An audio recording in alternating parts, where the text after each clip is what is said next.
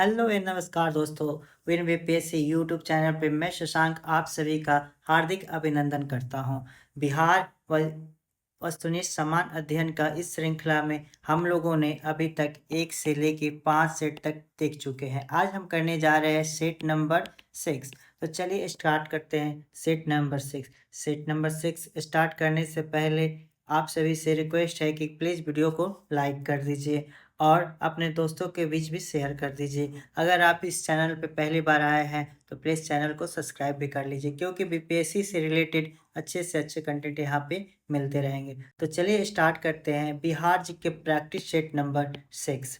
पहला प्रश्न है, शिशुनाग ने किसे पराजित कर शिशुनाग वंश की स्थापना की? इसका सही उत्तर हो जाएगा ऑप्शन सी, नागदशक। शिशुनाग नागदशक को पराजित करता है और 412 बीसी में 412 बीसी में शिशुनाग वंश की स्थापना करते हैं।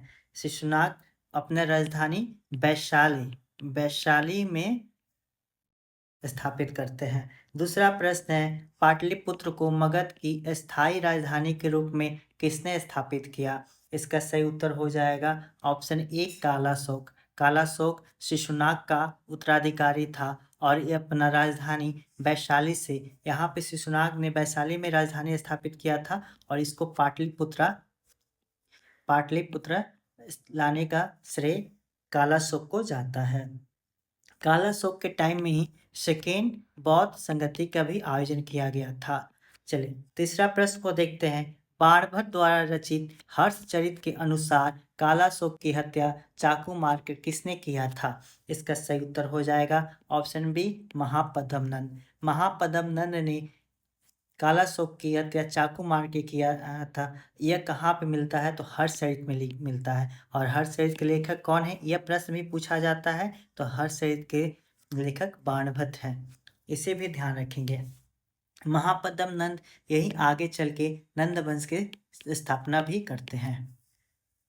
चौथा प्रश्न है, अजात शत्रु ने किस राज्य के साथ युद्ध में प्रथम बार शिलाकंटक और रथ मूसल जैसे नवीन शस्त्रों का प्रयोग किया था? इसका सही उत्तर हो जाएगा ऑप्शन ए, वज्जी। वज्जी यानी वैशाली के साथ युद्ध करते समय अजात शत्रु ने प्रथम बार शिलाकंटक और रथ मूसल जैसे नवीन शस्त्रों का प्रयोग किया था।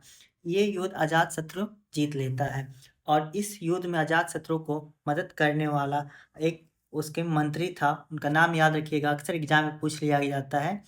उनका नाम था वर्षकार। वर्षकार ने सहायता की थी। अगले प्रश्न की तरफ चलते हैं। निम्न में से कौन सा महाजनपद गणतंत्र था? इसका सही उत्तर हो जाएगा ऑप्शन सी, बज्जी। बज्जी वैशाली महाजनपद गणतंत्र था। छठे नंबर प्रश्न को देखते हैं। आदि मानव के निवास के आरंभिक साक्ष्य बिहार में कहाँ से प्राप्त हुई थी? इसका सही उत्तर हो जाएगा ऑप्शन बी, मुंगेर एवं नालंदा। मुंगेर एवं नालंदा में आदि मानव के निवास के आरंभिक साक्ष्य बिहार से मिली थी। सातवां नंबर प्रश्न है, बिहार सहित पूर्वी भारत में आर्यों का आगमन हुआ था। इसका सही उत्तर हो जाएगा उत्तर वैदिक काल में। उत्तर वैदिक काल जो कि 1000 मतलब कि 1000 से 600 ईसा पूर्व के बीच के काल को माना जाता है। उसी समय में आर्यों का आगमन पूर्वी भारत में और बिहार के क्षेत्रों में हुआ था। इसकी जानकारी हमें कहाँ मिलती है? तो इसकी जानकारी हमें शतपथ ब्राह्मण ग्रंथ से मिलती है। आठवां नंबर प्रश्न देखते हैं। बिहार प्रांतीय किसान सभा की स्थापना किसके द्वारा किया गया था? इसका सही उत्तर हो जाएगा ऑप्शन ए, स्वामी सहजानंद सरस्वती। स्वामी सहजानंद सरस्वती ने वर्ष 1929 में बिहार प्रांतीय किसान सभा की स्थापना किया था। आगे चल के 1936 में भारत के स्तर पे अखिल भारतीय किसान सभा का गठन किया जाता है। आगे देखते हैं। 9 नंबर प्रश्न है, ईरानी यात्री अब्दुल लतीफ किस मुगल शासक के शासन में बिहार आया था? इसका सही उत्तर हो जाएगा ऑप्शन बी, अकबर। अकबर के समय में अब्दुल लतीफ बिहार आया था। आगे बढ़ते हैं। 10 नंबर प्रश्न देखते हैं। 10 नंबर प्रश्न कहता है, बिहार के किस उप नवाब की अफगानों ने हत्या कर दी थी? इसका सही उत्तर हो जाएगा जैनुद्दीन हैबत जंग। ऑप्शन सी बिल्कुल सही हो जाएगा। जैनुद्दीन हैबत जंग की हत्या अफगानों ने की थी, जो बिहार का उप नवाब थे। 11 नंबर प्रश्न देखते हैं। बिहार में सोरे के व्यापार का एकाधिकार अंग्रेजों को किसने प्रदान किया था? सही उत्तर हो जाएगा ऑप्शन बी मीर जाफर। मीर जाफर जो अंग्रेजों के कठपुतली के रूप में शासक था, उसी ने बिहार में सोरे के व्यापार का एकाधिकार अंग्रेजों को दे दिया था। बात करें सोरा किस चीज़ के लिए प्रयोग अंग्रेज करते थे, तो इसका बारूद और विस्फोटक बनाने के लिए सोरे का प्रयोग किया जाता था। 12 नंबर प्रश्न है। बक्सर के युद्ध में अंग्रेजी सेना का नेतृत्व किसने किया था? इसका सही हो जाएगा option C Hector Munro.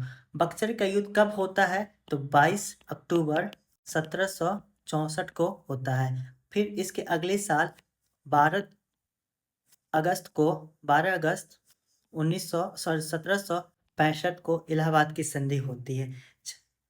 Hector Munro जो था किसके अगेंस्ट में लड़ा था? तो 3 भारतीय गुट बना था। उसमें एक ही भारतीय गुट बना था जिसमें 3 लोग थे। बंगाल के नवाब थे मीर कासिम, और अवध के नवाब शुजाउद्दौला, और मुगल बादशाह शाह आलम द्वितीय। इन तीनों की संयुक्त सेना को हेक्टर मुनरो ने पराजित किया था बक्सर के युद्ध में। अगले प्रश्न की तरफ बढ़ते हैं।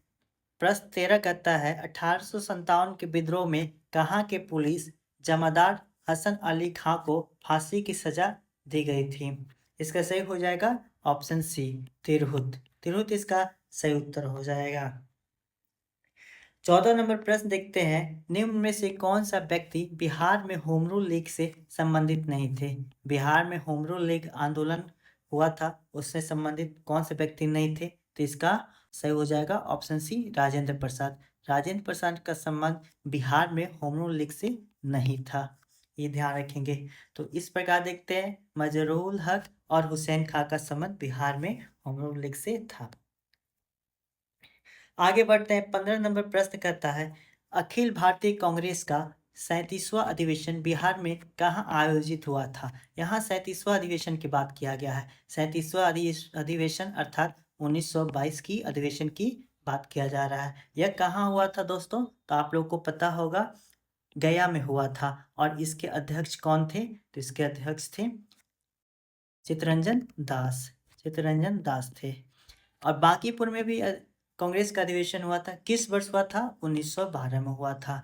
और इसके अध्यक्ष थे R.N. माधोलकर। 16 नंबर प्रश्न है बिहार में राजनैतिक पीड़ित दिवस कब मनाया गया था? इसका सही हो जाएगा ऑप्शन ए 10 अगस्त 1929। राजेंद्र प्रसाद के नेतृत्व में 10 अगस्त 1929 को पटना में एक विशाल जुलूस निकाला गया था। इसे में राष्ट्रीय झंडे के साथ छात्रों ने काफ़ी ज़्यादा संख्या में विरोध किया था। इसे राजनीतिक पीड़ित दिवस कहा गया है। 17 नंबर प्रश्न है 1934 ईस्वी में पटना में स्थापित बिहार सोशलिस्ट पार्टी के सचिव कौन थे? इसका सही हो जाएगा ऑप्शन ए जयप्रकाश नारायण। 1934 में बिहार के पटना में अंजुमन इस्लामिया हॉल में बिहार सोशलिस्ट पार्टी का गठन किया गया था। उसके सचिव जयप्रकाश नारायण बने थे और उसके अध्यक्ष आचार्य नरेंद्र देव बने थे। तो अध्यक्ष अगर प्रश्न में रहता तो आचार्य नरेंद्र देव हो जाता, और अभी इसमें सचिव पूछा गया है तो जयप्रकाश नारायण हो जाएगा। 18 नंबर प्रश्न है मुंगेर में सविनय अवज्ञा आंदोलन का नेतृत्व किसने किया था? इसका सही उत्तर हो जाएगा ऑप्शन सी श्री कृष्ण सिंह। श्री कृष्ण सिंह मुंगेर में किसान नेता के रूप में भी जाना जाता है। और यह सविनय अवज्ञा आंदोलन जो 1930 में पूरे भारत में चलाया गया था, तो मुंगेर में इसका नेतृत्व करता श्री कृष्ण सिंह थे। यही श्री कृष्ण सिंह आगे चल के जब देश आज़ाद होता है तो बिहार के प्रथम मुख्यमंत्री के रूप में भी शपथ लेते हैं। 19 नंबर प्रश्न है बिहार प्रदेश कांग्रेस कमेटी के प्रथम अध्यक्ष कौन थे? इसका सही उत्तर हो जाएगा ऑप्शन सी हसन इमाम। हसन इमाम बिहार प्रदेश कांग्रेस कमेटी के प्रथम अध्यक्ष के रूप में जाना जाता है। हसन इमाम कलकत्ता हाई कोर्ट में प्रथम बिहारी न्यायाधीश के रूप में भी शपथ लिए थे। इसके अलावा ये कांग्रेस के चौथे अधिवेशन में मुस्लिम अध्यक्ष भी बने थे। कांग्रेस के चौथे मुस्लिम अध्यक्ष बने थे, फोर्थ मुस्लिम अध्यक्ष थे। चलिए 20 नंबर प्रश्न है बिहार में स्वराज दल का गठन की अध्यक्ष किसकी अध्यक्षता में हुआ था? तो स्वराज दल का गठन नारायण प्रसाद की अध्यक्षता में हुआ था। और नारायण प्रसाद अगर ऑप्शन में नहीं रहे, श्री कृष्ण सिंह रहे तो श्री कृष्ण सिंह भी हो जाता है। चलिए 21 नंबर प्रश्न को देखते हैं। 21 नंबर प्रश्न कहता है बिहार में स्थापित अनुशीलन समिति की शाखा का संचालन का दायित्व किसे सौंपा गया था? इसका सही उत्तर हो जाएगा ऑप्शन ए सचिंद्र नाथ सन्या। बिहार के पटना में अनुशीलन समिति का गठन कब हुआ था? तो 1913 में हुआ था। अनुशीलन समिति का गठन ऐसे राष्ट्रीय स्तर पर 1902 में हुआ था। किसने किया था? तो पी मित्र जतीन्द्र नाथ बैनर्जी और सतीश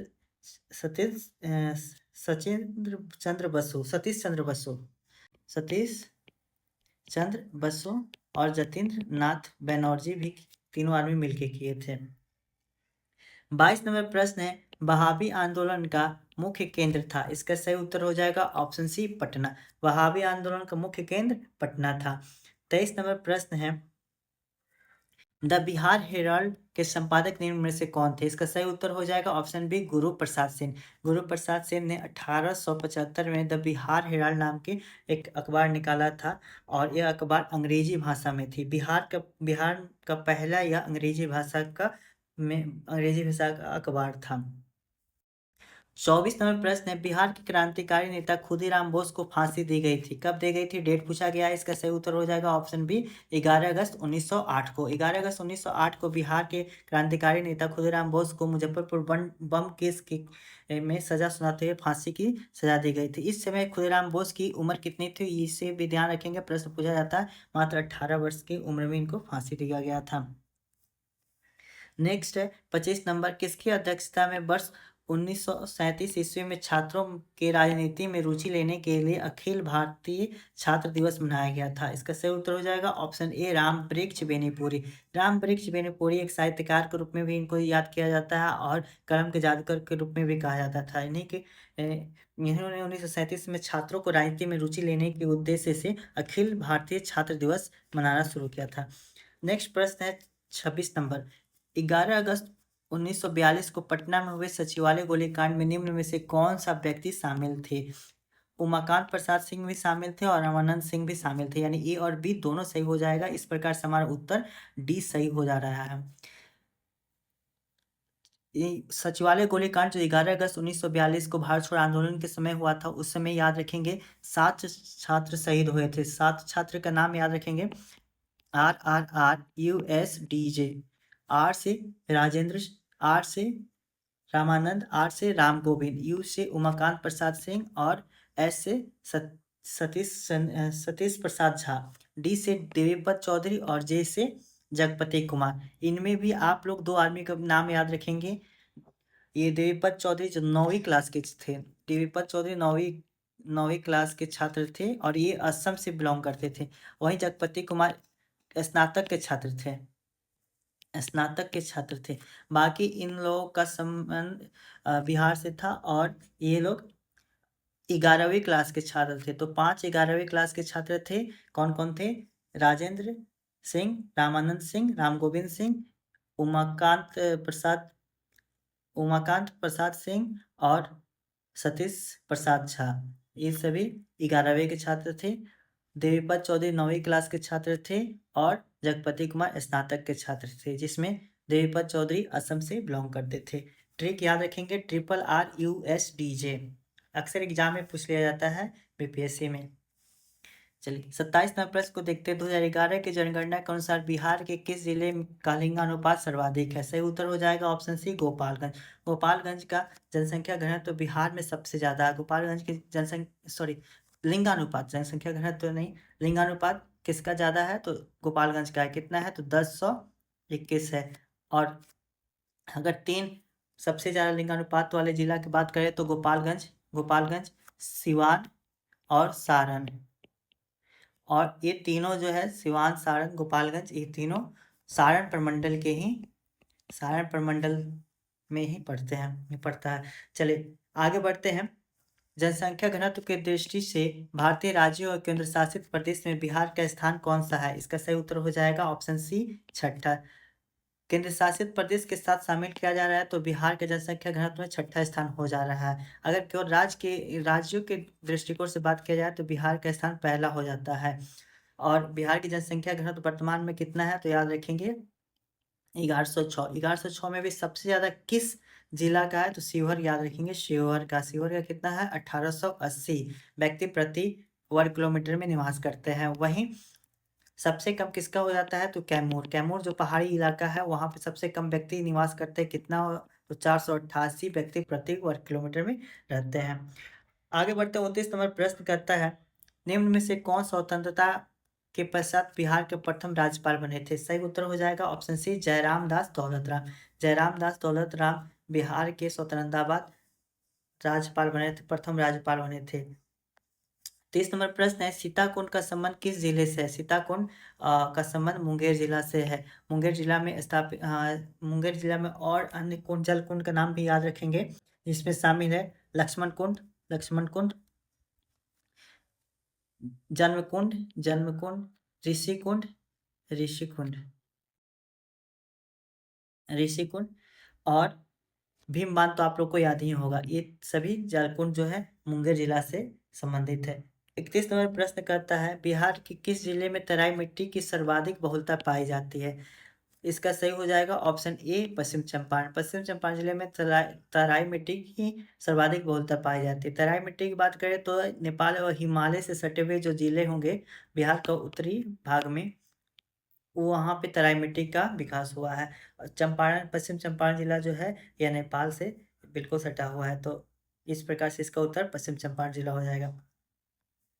आगे बढ़ते हैं 32 नंबर प्रश्न करता है किस लोक नृत्य का संबंध बिहार से? इसका सही उत्तर हो जाएगा ऑप्शन डी, उपयुक्त में से एक से अधिक, यानी नचारी, जोगिड़ा, झिझिया, ये सारी लोक नृत्य का संबंध बिहार से। अन्य कुछ लोक नृत्य का भी नाम याद रखेंगे, जुमारी, करिया, सुमर, कर्मा, और पावड़िया तो जानते हैं बच्चे के जन्म के बाद से पावड़िया लोक नृत्य होता है। 33 नंबर प्रश्न करता है रामधारी सिंह दिनकर का संबंध किस जिले से था? इसका सही उत्तर हो जाएगा ऑप्शन ए, बेगूसराय के सिमरिया घाट का संबंध रामधारी सिंह दिनकर से था। रामधारी सिंह दिनकर राष्ट्र कवि के रूप में भी जाना जाता है, रामधारी सिंह दिनकर। और इनकी प्रमुख कृतियां भी कुछ देख लीजिए, उर्वशी, रेणुका, रेणुका, रश्मि रथी, परशुराम की प्रतिज्ञा।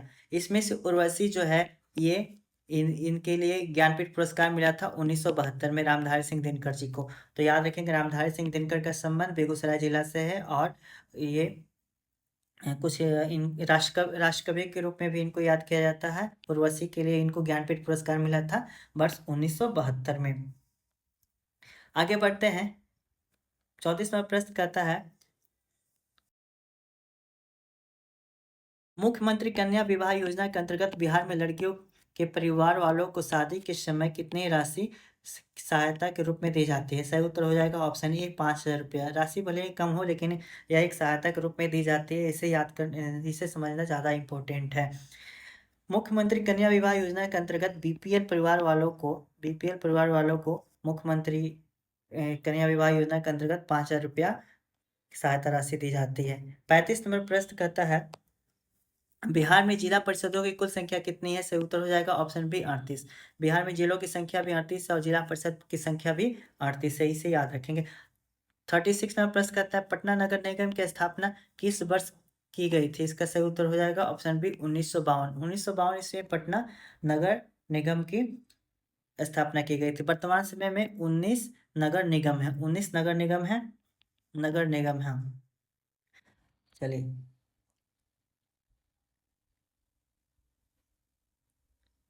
37 नंबर प्रश्न कहता है संविधान के किस अनुच्छेद के तहत महाधिवक्ता को संविधान में बोलने तथा कार्यवाही में भाग लेने का अधिकार है परंतु मत देने का अधिकार नहीं है? इसका सही उत्तर हो जाएगा ऑप्शन सी 177। अनुच्छेद 177 के तहत संविधान में महाधिवक्ता को विधानसभा में बोलने तथा कार्यवाही में भाग लेने का अधिकार दिया गया है परंतु मत देने का अधिकार नहीं रहता है। वर्तमान में बिहार के महाधिवक्ता के रूप में कौन है, तो इनका नाम याद रखिएगा, पीके शाही जी है, पीके शाही जी। चलिए आगे बढ़ते हैं। और अगर बिहार के प्रथम महाधिवक्ता की बात करें तो इनका नाम याद रखिएगा, प्रश्न पूछा जा सकता है, लाल नारायण सिन्हा, लाल नारायण सिन्हा। चलिए आगे बढ़ते हैं। राज्य विधानमंडल के अंग होते हैं, तो राज्य विधानमंडल के अंग राज्यपाल भी होते हैं, विधानसभा भी होता है और जिस राज्य में विधान परिषद का गठन किया गया वो भी होता है। इस प्रकार से राज्य विधानमंडल का अंग उपयुक्त में से एक से अधिक यानी तीनों होता है। 39 नंबर प्रश्न कहता है राज्य उच्च न्यायालय के अंतर्गत अभिलेख न्यायालय का उल्लेख किया गया है, यानी हाईकोर्ट को अभिलेख न्यायालय कहा गया है, किस अनुच्छेद के तहत कहा गया है, तो अनुच्छेद 215। ऑप्शन सी इसका बिल्कुल सही उत्तर हो जाएगा। चलिए अभिलेख न्यायालय का क्या तात्पर्य है, तो अभिलेख न्यायालय का तात्पर्य होता है कोर्ट ऑफ रिकॉर्ड्स, यानी साक्ष्य के रूप में इसके जो भी जजमेंट होता है उसको साक्ष्य के रूप में रखा जाता है। 40 नंबर प्रश्न कहता है बिहार विधान परिषद में सीटों की वर्तमान संख्या कितनी है? बिहार विधान परिषद की बात की गई है तो सीटों की कुल संख्या है 75। बिहार विधान परिषद में सीटों की संख्या 75 है और इसके नेता कौन है, तो नीतीश कुमार जी है। और प्रतिपक्ष बिहार विधान परिषद में तो राबड़ी देवी जी हैं। और यहाँ पे ऑप्शन ए 16 दिया गया है, तो 16 क्या होता है, तो राज्यसभा में बिहार के सीटों की संख्या है और 40 लोकसभा में बिहार की तरफ से लोकसभा 40 सदस्य चुने जाते हैं। चलिए 41 नंबर प्रश्न को देखते हैं। 41 नंबर प्रश्न कहता है बिहार में श्री कृष्ण सिंह के नेतृत्व में मंत्रिमंडल का गठन कब हुआ था? यह आजादी से पहले के पूछा गया है, तो इसका सही उत्तर हो जाएगा 20 जुलाई 1937 को। आगे 42 नंबर प्रश्न है राज्यपाल को शपथ कौन दिलाता है? इसका सही उत्तर हो जाएगा राज्य के मुख्य न्यायाधीश। राज्य के मुख्य न्यायाधीश राज्यपाल को शपथ दिलाता है और उसका चयन कौन करते हैं, तो इसका चयन राष्ट्रपति करते हैं। और बिहार के मुख्य न्यायाधीश कौन है, तो इनका याद रखिएगा ऑनरेबल जस्टिस के विनोद चंद्रन, ये वर्तमान में बिहार के मुख्य न्यायाधीश है। 43 नंबर प्रश्न कहता है ब्रह्मयोनी पहाड़ी बिहार के किस जिले में अवस्थित है? इसका सही उत्तर हो जाएगा ऑप्शन ए गया। ब्रह्मयोनी पहाड़ी बिहार के गया जिला में स्थित है। 44 नंबर प्रश्न कहता है 2021 में प्रसिद्ध कलरव महोत्सव का आयोजन किस अभ्यारण्य में किया गया था? इसका सही उत्तर हो जाएगा ऑप्शन ए नागानकटी पक्षी अभ्यारण्य। कलरव पक्षी महोत्सव का आयोजन 2021 में नागानकटी पक्षी अभ्यारण्य ये किस जिला में स्थित है? तो ये किस जिला में स्थित है? जमुई जिला में स्थित है। जमुई जिला में स्थित है, यहाँ पे कलरव महोत्सव का आयोजन किया गया था। नागानकटी हाल ही में इसे भारत सरकार ने रामसर साइट्स के रूप में भी पहचान दे दिया है, तो इसे भी ध्यान रखेंगे। 45 नंबर प्रश्न कहता है प्रसिद्ध राजकीय रोपवे का निर्माण किस देश के सहयोग से किया गया है? सही उत्तर हो जाएगा ऑप्शन सी जापान। राजगीर में रोपवे का निर्माण जापान के सहयोग से किया गया है। प्रसिद्ध तीर्थस्थल थावे किस जिला में स्थित है? सही उत्तर हो जाएगा ऑप्शन बी गोपालगंज। थावे जो एक तीर्थस्थल है, हिंदू तीर्थस्थल है, इस यह गोपालगंज जिला में स्थित है। ऑप्शन बी बिल्कुल सही उत्तर हो जाएगा। 47 नंबर प्रश्न देखते हैं बिहार का सबसे लंबा राष्ट्रीय राजमार्ग निम्न में से कौन सा है? इसका सही उत्तर हो जाएगा option B NH31। NH31 Bihar में सबसे लंबा राष्ट्रीय राजमार्ग है। 48 नंबर प्रश्न है बिहार में सर्वप्रथम रेल परिवहन की शुरुआत कब की गई थी? इसका सही उत्तर हो जाएगा ऑप्शन सी 1860 से 1862। 1853 में पहली बार भारत में रेल चलती है और उसके कुछ सालों बाद 1860-62 में बिहार में रेल परिवहन की शुरुआत हो जाती है। 49 नंबर प्रश्न है प्रधानमंत्री नरेंद्र मोदी द्वारा पटना मेट्रो प्रोजेक्ट का शिलान्यास कब किया गया था? सही उत्तर हो जाएगा 17 फरवरी 2019 को। पटना मेट्रो प्रोजेक्ट जो कि जिसकी लंबाई 33 किलोमीटर है, इसकी शुरुआत प्रधानमंत्री नरेंद्र मोदी द्वारा किया गया था 17 फरवरी 2019 को। चलिए आज का 50 और आखिरी प्रश्न है, बिहार के कुल सीमावर्ती जिलों की संख्या कितनी है? सही उत्तर हो जाएगा ऑप्शन सी 22। बिहार में सीमावर्ती जिलों की संख्या कितनी है? तो 22 है। अगर बात करें बिहार में सीमावर्ती जिलों की संख्या तो इस प्रकार से आप देख सकते हैं। ये जो उत्तर में है नेपाल, इससे 7 जिला टच करता है। पूरब में है वेस्ट बंगाल, इससे 3 जिला। और दक्षिण में झारखंड है, इससे 8 जिला। और पश्चिम में यूपी है, इससे भी 8 जिला टच करता है। तो और कुल मिला के कितने जिला टच करता है? तो 22 जिला टच करता है, इसे ध्यान रखेंगे। चलिए आज का सेट नंबर 6 कंप्लीट होता है। वीडियो कैसा लगा जरूर कमेंट करके बताएं। और चलिए फिर मिलते हैं अगले सेट में, तब तक के लिए